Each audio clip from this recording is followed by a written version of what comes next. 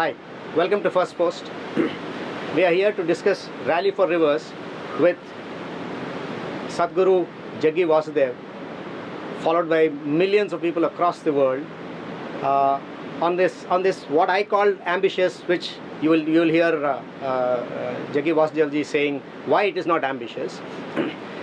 In this beautiful, fabulous, lush gardens of Raj Bhavan and overlooking the sea, we are going to be discussing, I think, a perfect setting for discussing environment and how to repair what we have done to this the environment in the last 25 years, as we keep saying. Sir, welcome to First Post.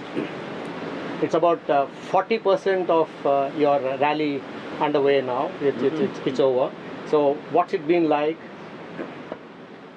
So till now we've covered 7 states including Maharashtra. These 7 states are ruled by 6 different political parties but in one voice they're supporting this. Okay. This is incredible. And people are telling me, the media is telling me, in the history of independent India, this has never happened, that all these parties are agreeing to one thing, and not only agreeing, supporting and making a big noise about it in their states. This is wonderful. I know this is a very difficult thing and there'll be so much criticism about it, but I want to acknowledge the political class for standing up for what truly matters to the nation. Small things they may be fighting on a daily basis. When real big things come, they stand up and they speak in one voice. I think it's a fantastic thing. At the same time, the Puducherry Chief Minister was sharing when in the public, he said, Sadhguru, 24 years ago, when I was in Rajiv Gandhi's cabinet, the experts at that time prepared a policy which is very similar to what you're saying. But we just could not get the consensus from the states. We tried very hard, but we could not get the consensus. But now all the 16 states I'm driving through and many other states which I'm not driving through, they're all calling and saying, we are with you, please give us the policy, we will implement before the center pats. So, consensus, which was the biggest hurdle, effortlessly we've crossed. Thanks to all the political leaders who made this happen. Now the next step is a policy like this, a comprehensive policy which has many layers of complexities in implementation. It is not simple. There are many challenges, legislative challenges, legal challenges, and administrative challenges, and social challenges. Apart from that, there is a large financial outlay, and there is a gestation period which is not considered reasonable by most people. If you aggressively implement this will take 10 to 15 years of implementation. And it'll take another 5 to 10 years for actually rivers to rise. It will rise only 15% or 20%. But visually you can see rivers have come up. I don't go by how many thousands or millions of cusecs of water, that's not the point. Visually, for me, in my experience, from the age of 12 to 17, I used to swim in Kaveri almost every day. Now if I go to the same places, I can just walk across. In 25 years' time, I want to see that once again people will be swimming in the same place. Why I'm saying this is real time, real things. Somewhere figures, vague figures, scientific figures, that's not what we want to see. Real time, if you want to see rivers actually came up, it'll take 20 to 25 years. This means 4 to 5 governments would have come and gone by the simple democratic process. So I'm saying such a long gestation period, many complexities in implementation, and it's not an election-winning policy. So who will do it? Unless people of this nation give a clear call that we want this, that we have matured, we are not a freebie generation, we have matured as a citizenry. If you do something that is for the long-term well-being of this nation and the future generations, we are with you. This is what I'm asking them to do with this phone call. I'm saying a minimum of 30 crore calls must come. Why 30 crore is, this is 40% of the electorate. This is the election winning number. So if 40% of the electorate clearly in one voice say, we want you to take long-term steps for the rivers, not ad hoc steps and saying, I'll give you this, I'll give you that. If we say this, a government cannot ignore this. The political will be. Because people tell me, oh, why can't you just talk to the Prime Minister, why all this? They don't understand the complexity of the policy. It is not a simplistic policy. When I talk to the media, I'm talking 1 kilometer. That's not how it is. That is the minimum we are speaking. Depending upon the topographical features and various other soil and other conditions, there are many things to be done, which is very complex. There is much science involved in this. Implementation is not going to be, okay, you pass an order, some collector will do it, it'll not be like that. Experts have to sit on the ground, many things have to be done. This is like a revolution of a different kind, really. Only then this will be fully successful. Otherwise, unfortunately, it may happen in parts. Parts is like it's not a real solution, okay? So, people always think, it's like you want to have a baby, full baby is too much trouble, so have half a baby. You know, Solomon's wisdom. So, it's not going to work like that. So, for this to happen, to push the government to take that full step, which is not necessarily a populistic step, to take that, people must say in one voice, instead of, I'm asking for minimum 30 crore, if you give me 60 crore calls, tell me which government will say no? How can they say no? The sheer power of numbers. Yes. Which is what a democracy. That's what a democracy is. So that's what I'm trying to get. On the way, of course, there is many million, million varieties of situations. We are such a diverse population. Above all, we have too many armchair environmentalists who've never done a thing on the ground, and we have scientists who are knowledgeable, but they're sitting up there. The comments that are coming to me, generally overwhelming support everywhere, but this small voice which we want to hear because they've done work. They've done genuine work, there's no question about it. We want to hear their voice because we want to get every input we can get. We have in consultation with some of the top scientists, but some of the scientists are sitting up there on the tower.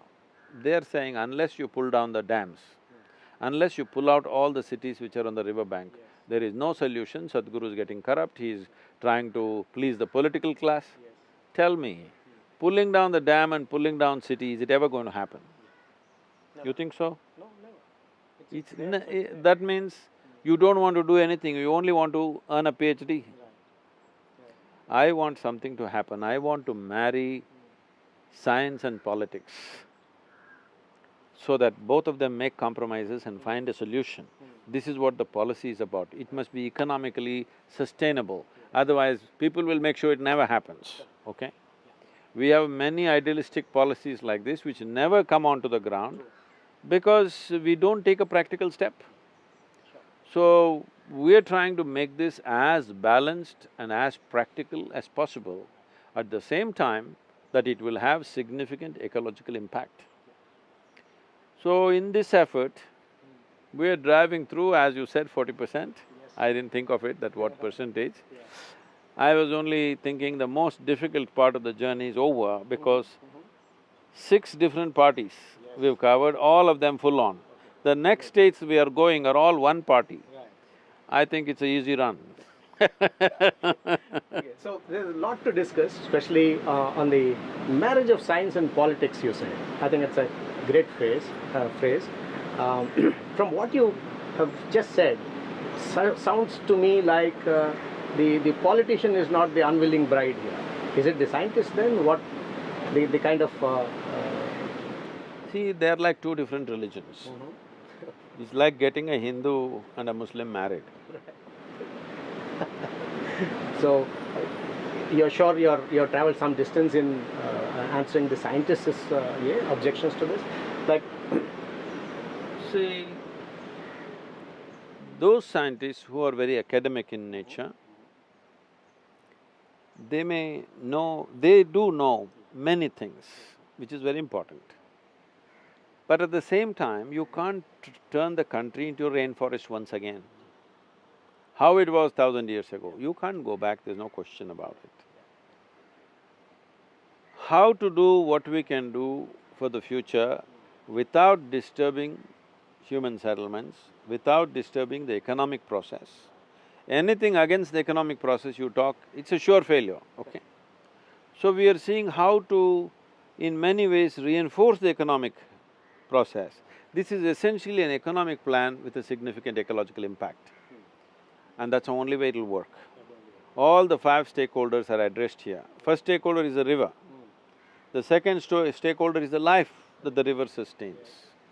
When I say life, India as a subcontinent has the highest number of species living off the rivers. I don't know why it is so… The more I look at it, the more amazing it is. This small piece of land, probably 4–5% of the country's, world's landmass, in this, there are more species of plants and animals than you will find anywhere. There is no geographical explanation to this, because there are many countries at the same latitude. It's amazing. It's amazing means it's mind-boggling. Why is it? Why… I've been thinking, why is it? Right from ancient times, our sages and our scriptures and many others always claiming that this is the greatest land, this is the most whatever, sacred land. I thought everybody loves their country, everybody loves their language, everybody loves their culture, that's okay, I'm not somebody who gets emotionally moved by these things. But now, looking at the biodiversity of this country, I'm wondering probably they knew, that's why they were talking like this. Because it's amazing.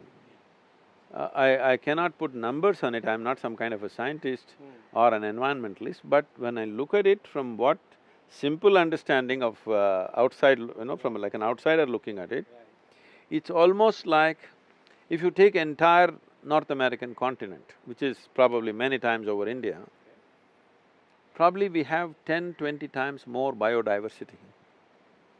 Why? I'm not able to explain why. I've been asking this question to whoever seems to be knowledgeable about these things, nobody seems to know why, it's just there, that's all we know.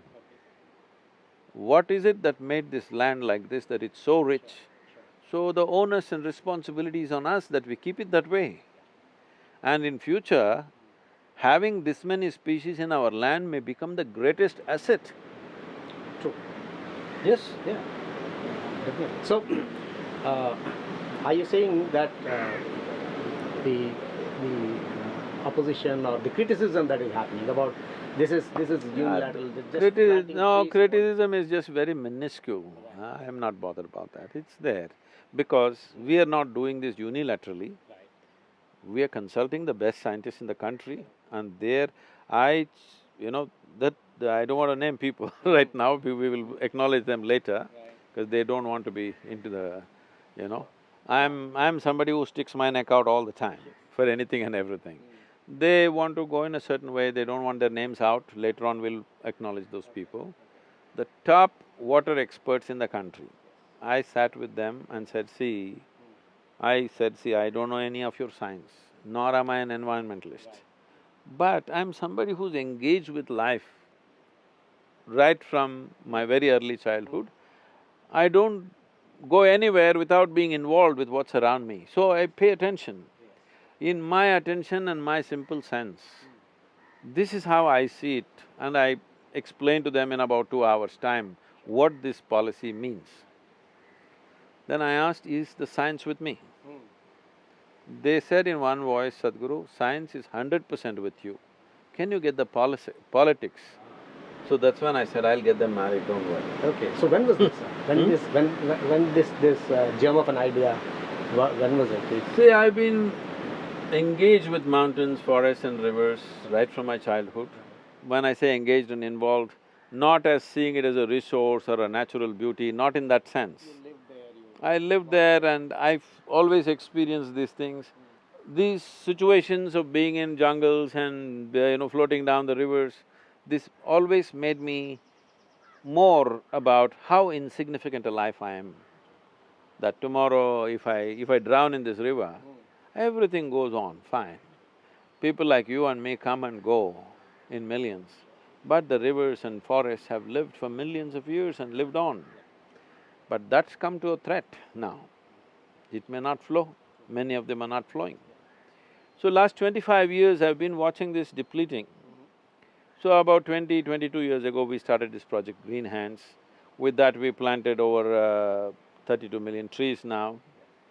It has increased the green cover in Tamil Nadu. Well, we've changed the culture in many ways, people have become much more conscious, it spawned hundreds of other organizations which are doing similar work, which is wonderful. But in the last 7-8 years, I'm seeing the drop in the river waters is so steep, alarmingly steep in the last 7 years.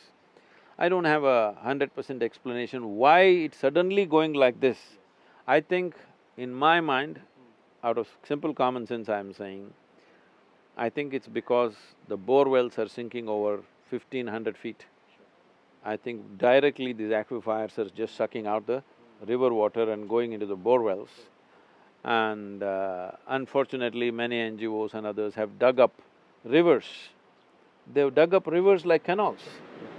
I heard you say that. This is murder of the river, you know. This is to please the local farmer. But after some time, neither the farmer will benefit nor the river will benefit, nothing will benefit. So, maybe it is because of that, or maybe there are other factors. Maybe there's not enough vegetation, so the water is not getting in, everything is just going as a flood, whatever the factor. Last 7-8 years, the steep is very alarming. I've been watching with some, consternation. But I try to encourage other people to do this because I didn't want to get into this. My fundamental work is spiritual. These are things when they irritate me beyond a point, I get into action So I try to encourage other people who are involved in this type of work, but then I saw nobody seems to have a breadth of understanding. And if they have understanding, they're not practical people. Being practical is very important because otherwise we will talk great things and do nothing. So, I jumped into it, I got everybody into it, the entire foundation. 3 months, all Isha Foundation's activities stand still.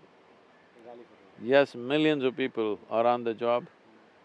They're all standing out on the street from morning to evening doing rally for rivers.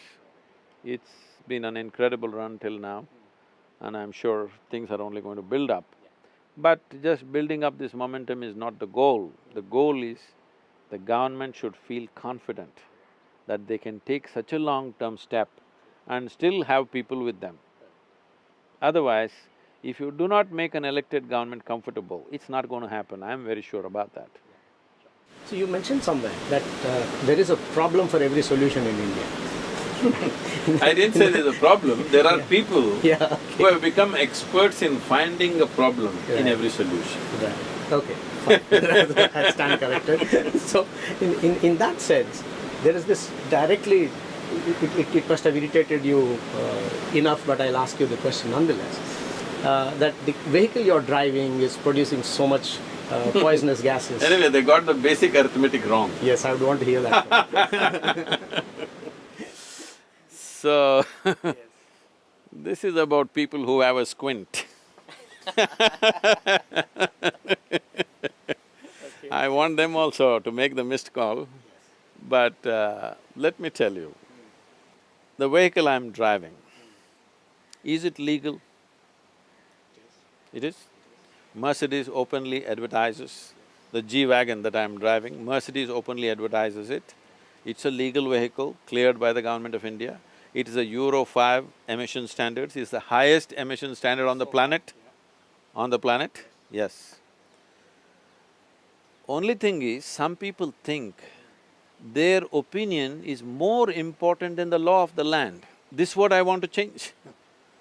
This is what I want to change even with the environment. Your opinion is never above the law of the land. If you think the law is not meeting all the aspects, you must strive to change the law, which is what I'm trying to do. Right now I feel the laws are inadequate to protect our rivers, so I'm trying to change the law. But the moment you think your opinion is bigger than the law, you are producing a lynch mob. You are trying to see that somebody will, instead of throwing flowers at me, they will throw stones at me. That's what you're trying. So you want a lynch mob of a nation. No. If I want a law-abiding nation. So if I have broken the law, tell me, ban the vehicle, I'll drop it here and take something else and drive. But any of them, we thought it's 7,000 kilometers, already it's 4,700, only 40%, probably will cross 9,000 kilometers for all you know. 9,000 kilometers in 30 days.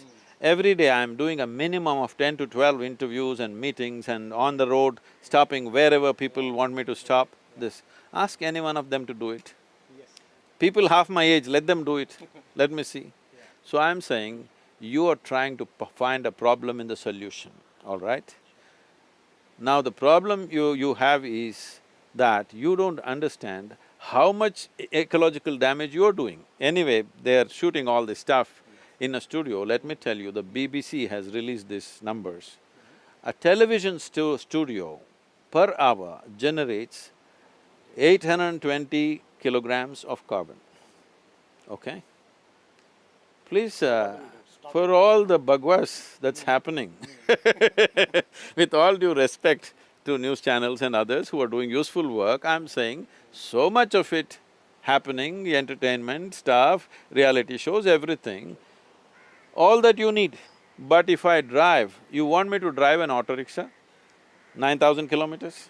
Tell me, at least tell me which brand I should drive, please, sir. You give me a suggestion, which brand should I drive? You drive through the… many of these stretches we are doing in the night. Throughout the day we have something going, entire day, and then driving in the night. Look at me, I'm an old man At least some comfort and safety. Have you ever driven long distances on Indian roads, how dangerous it is to drive in the night? Every moment is a possible that you could get into a mess, okay? So, if I drive a car which is fit for that kind of journey, which is safe, which is reasonably comfortable, it's not the most comfortable vehicle, believe me, it is reasonably comfortable, and above all, it's legal. So, if you want to form your own law and persecute me for that, you are breeding lynch mobs. Please stop that. Let's make this into a law-abiding nation, okay? I want all of you, those of you who are, going like this, I want all of you, it doesn't matter you don't like me. It doesn't matter because you don't have to marry me, nor do you have to take me as a guru, all right? You don't have to do any of those things, please give a missed call. Because this is for the future of this nation and for our children, and I'm sure somewhere deep within your heart, even for you it matters. Please do that.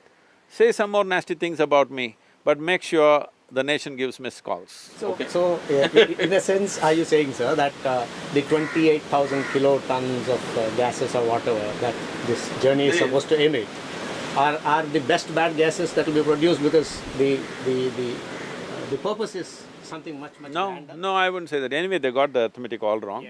They said some 8 lakh trees you have to plant. No, it's actually some 2,500 trees. Anyway, I already told you, we planted 32 million trees. Now I have signed MOUs for 50 crore trees here and 25 crores in this thing, and all the government lands in Tamil Nadu, openly the Chief Minister declared, Sadhguru, we will give it to you, you plant how many ever you want. So compensatory action will be done, but anyway, if that is a test vehicle. If I am not driving, somebody is testing out. It's going to be out there anyway. Anyway, it's going to be out there. And the Mahindra vehicles are also used vehicles. My vehicle has already done 30,000 kilometers. Mahindra vehicles also used vehicles, all given to us for 30 days of usage. We did not buy any of them, all of them given to us as this thing. It is wonderful, the industry is looking at it like this. Though they know when we pass ecological laws, it may hit them. In spite of that, they are sponsoring. Usually they will never sponsor anything ecologically related stuff because it always goes against them. Now they're sponsoring it. Should you not appreciate that instead of… at least learn your arithmetic properly You mentioned stakeholders. In this, I find for this to actually succeed, finally, if it is made into a policy and all that, it's the farmer. So So what is the outreach to the farmer? Have you already made some outreach or? See, going and preaching and teaching the farmer is no use. So we have made small-scale demonstrations.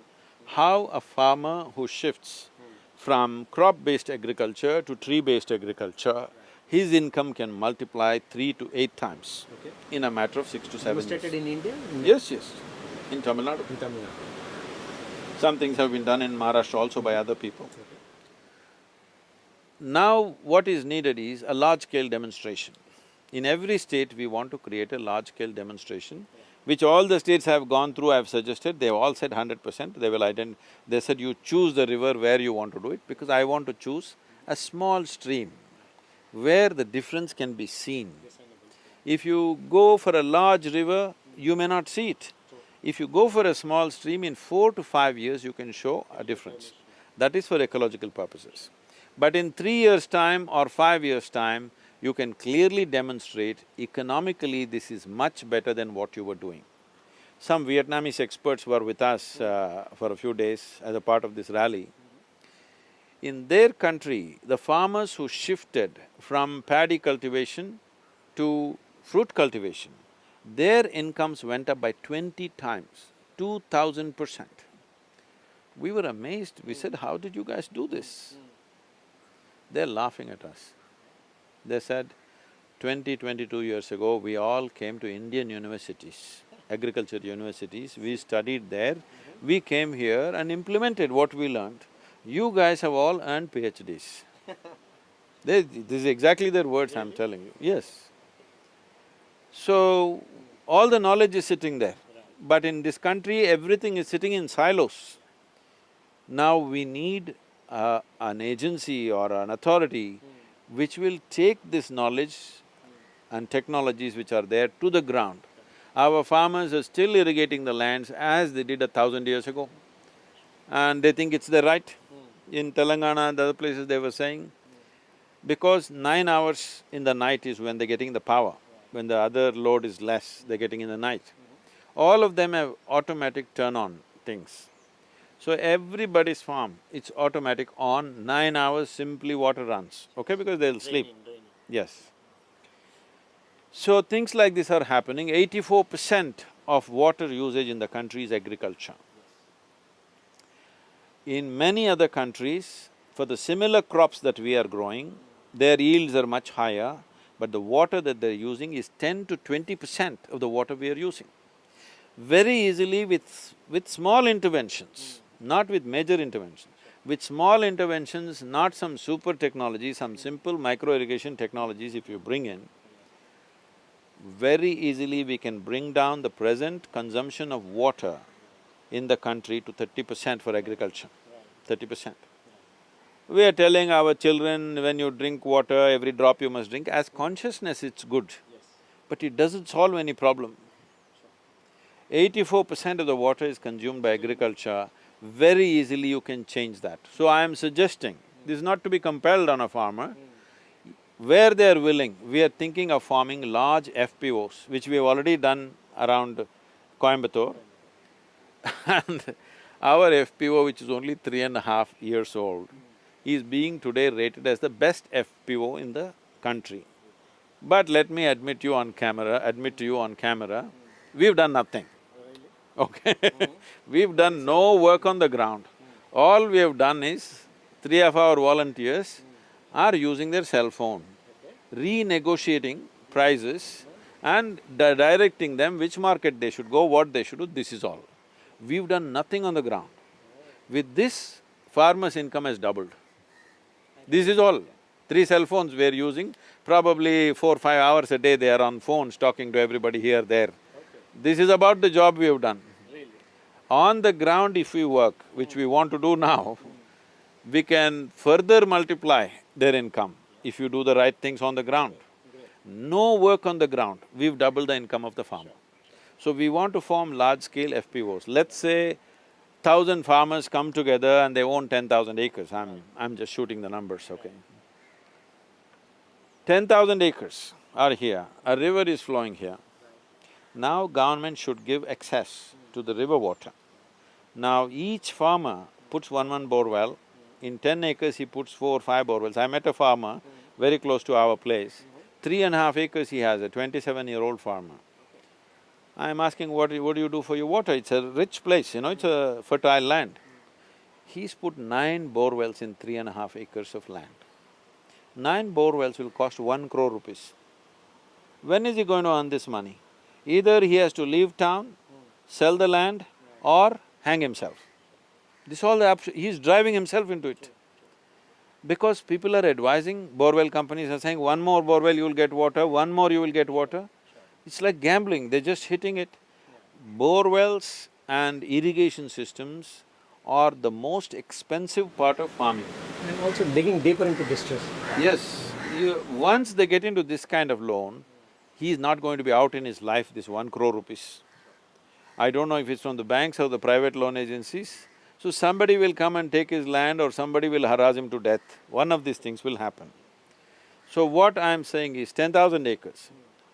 We want this to be outsourced, irrigation to be outsourced, because there are companies which are already doing and ready to do, but there is so much emotion about it. Oh, you let somebody on your land, this will happen, that'll happen. So just outsourcing, clear-cut laws that they'll never have rights over the land. But the farmer has to keep his commitment that if his contract is signed for 10 years, 10 years they're there for sure, he can't break that either. We are looking at legal experts to form law, framework like this, legal framework like this, that outsource the water irrigation. Then, just to give an example, see in Karnataka, I have been doing farming in the past. I was getting around 210 nuts per coconut tree. I know farmers who are getting over 250 nuts per tree. In Tamil Nadu, the average is 110 nuts. In Kerala, it's 80 nuts, okay? Because in Tamil Nadu and Kerala, they largely flood irrigate. Coconut trees don't like it. They just need 80 to 90 liters per day. If it's rainy season and it's reasonably soil is wet, 25–30 liters per day. I'm saying if a company is pumping and it costs money for them to pump, they will just do the right thing. When the yield comes, you have to share in percentage or you must give a fixed fee per acre so much, whatever we arrive at. Now the company irrigates for you, farmer's life becomes easy. Whatever you're growing, you have to go to your farm only 60 days to 65 days in a year. Rest of the time you can do some allied industry, value addition, some other business, you can do something else. Farmer's income will multiply in that also, not just in the farm. Very easily the farm yields will multiply because fertilization also will happen through this irrigation system. And it'll happen efficiently. They will hire qualified people to do this job. And water, you will bring it down to 25 to 30% of what is being used right now. And this is the solution for the future. But there is so much emotion about it. Oh, my land, if somebody comes and irrigates. Also privatization, many people who will say privatization, that's the best way to… See, that is the whole problem. Yeah. They don't understand, we have taken a step away from communism and socialism. We have decided we will go the commercial way. Every day if you want to take a backward step, there are a whole lot of people who are stuck in socialism. It cannot work like that. All of us have to decide, this is the policy chosen by the government and as a nation we have chosen this. Once we choose something, going on debating whether it's good, it's like you got married 25 years later, you're still debating, is this the right girl, is stupid. Whoever you married, you put your heart and soul into it, something will happen. That's how life happens. So once we have chosen a system, you don't go on debating which is the best system. No system is good if you ask me, okay? But you can make every system work. There will always be a flip side to everything, but you can minimize the flip side and do the best that you can do. Every day you take a forward step, somebody wants to take a backward step. This should go and we must understand, this is not a joke because 300 million people are still not even eating. You go into your village and see today, I'm talking about the better off states, you go into Tamil Nadu because I travel extensively here, 60% of the people, their skeletal systems have not grown to full size. And most urban people think, oh, that's how villagers are like that only, small there. You need to understand the man did not eat properly from day one. We are producing an entirely substandard humanity. If your body did not grow to its full size, even your brains did not grow to full size, you have a substandard humanity. You're talking about demographic dividend. Where is the dividend? Only if you produce quality human beings, full body, full brain and some skill, then it's a dividend.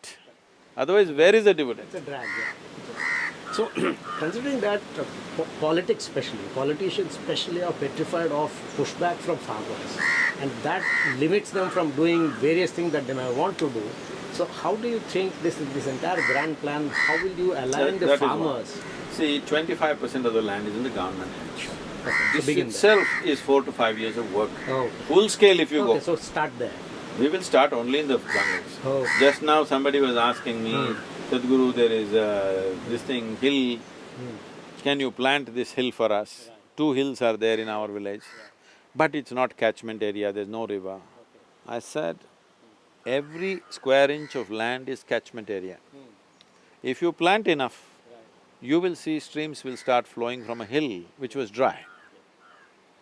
We've seen this happening, okay? In many places. Not only done by us, many other people have done this. In United States, the New York State did something very revolutionary. In 1984 or 5, they wanted to set up a filtration unit for the New York City. The budget given was $9.2 billion, filtration for New York City. Instead of that, the administration at that time took this stand.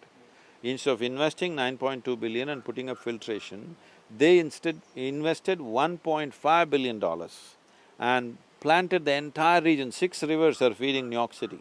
All the 6 rivers, they did extensive plantation. New York City is one of the few cities in the world which drinks unfiltered water because of the plantation. At 1.5 billion, they did that. There are any number of examples in the world. So, now Telangana and Andhra Pradesh are going full on, full on. Andhra Pradesh is aiming to make 50% of their agriculture land into horticulture. Openly his mission is declared. And Telangana is doing a fabulous job of reviving tanks and ponds of the old system. Kakatiya kings had done, so they're calling it Mission Kakatiya. They are doing a wonderful job. Other states just have to emulate. I'm saying policy will come so that deviants can be handled. But why can't we do it voluntarily? What is right? So, about the farmer, we will never pressure the farmer. We will set up demos, large-scale demos. Where they can see the results. Yes. See, this demo will not succeed unless the industry comes in. So I'm already been talking to the… I spoke to the CII Council and many other industries. We brought them together on one platform. First the industry must invest, then the farmer invests. Right now farmer invests, if the produce is good, then the industry comes, if it comes, otherwise they don't come for whatever reasons. First industry must invest. After that farmer will invest. A guaranteed buyback cold storage, you will be amazed. See, these are things that must be told. Unfortunately, our media doesn't focus on positive things in a big way. You know, daily politics they handle. I was driving from Vijayawada to Hyderabad. This is the only place in the country. I have seen, as I drove, I saw 12 cold storages run by private agencies along the highway. I have not seen this anywhere in this country. If you go in United States and California, you will see cold storages everywhere. You don't see this in this country. 60% of the fruit grown in this country goes rotten. At 40 degrees, 45 degrees, he's selling the fruit on the street. What is the life of that fruit? By the time you buy it, half of it is gone. 50–60% of the nutrients are gone, you're just eating an empty shell.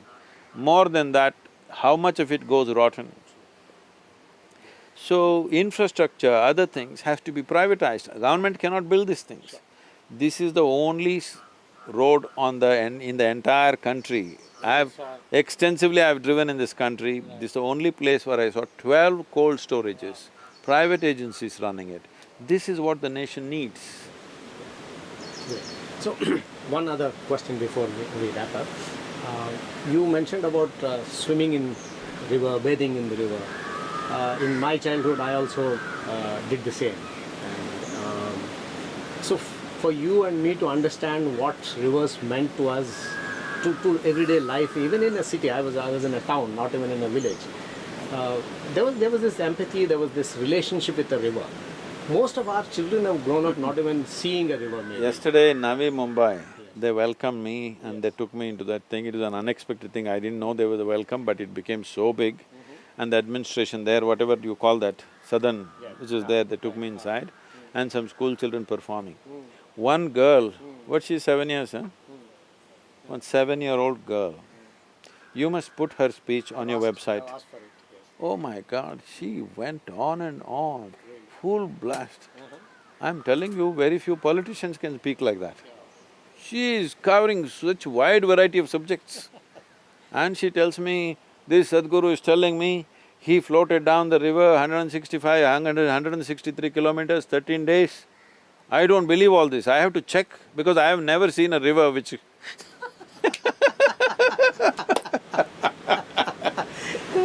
This is, that girl's wisdom. This is intelligence that you spoke of, intelligence questioning as opposed to dissent. Yes. Somewhere I heard about… She is saying, I have not seen a river that I can float down on, how can I believe you? I see only sand. How do I believe you that all the way there was water? So this is my commitment. 50 years ago, how I saw the rivers. In the next 25 years, we have to get it there. Please, everybody get together, whoever you are. So you're hopeful that you will be able to send this message across, make this generation also aware of what they are facing? Yes, there's a phenomenal response across the country. And irrespective of who they are, from school children to celebrities, from simple farmers to tall leaders, just about everybody is supporting it in a huge way. But I want to make sure a large percentage, at least 60% are voting when it comes to the actual voting. But I want more than that because you don't have to go to your booth, it's just your phone. And after all, you love your phone more than anybody on the planet. So please use the phone and make sure you express your responsibility for this country and the future generations. This much everybody must do. Thank you. Thank you so much.